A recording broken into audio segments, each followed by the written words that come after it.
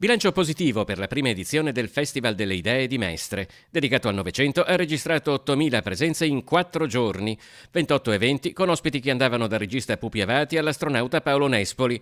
Un'offerta molto varia che ha avuto circa il 90% di tutto esaurito, con un 40% di prenotazioni nella fascia 18-35 anni, come nel caso di Igor Sibaldi, scrittore, studioso di teologia, filologia, filosofia, impegnato in un tema solo apparentemente ostico come la struttura del tempo e dell'universo tra Einstein e Shiva, mondi paralleli e psicologia. Farsi le domande è un grosso coraggio, richiede un grosso coraggio, perché se una persona si fa una domanda vuol dire che ammette di non sapere ancora, di non aver ancora capito.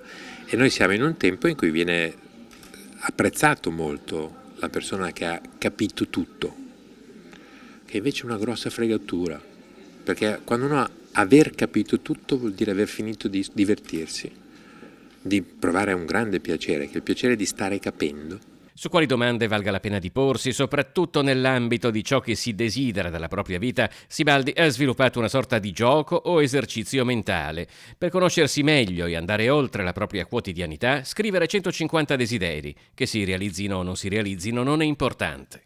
Innanzitutto scopri delle parti di te che non pensavi di avere e poi vedi intorno un mondo interessantissimo, perché noi siamo abituati a muoverci nel mondo come in un tunnel, vediamo solo quello che conosciamo già.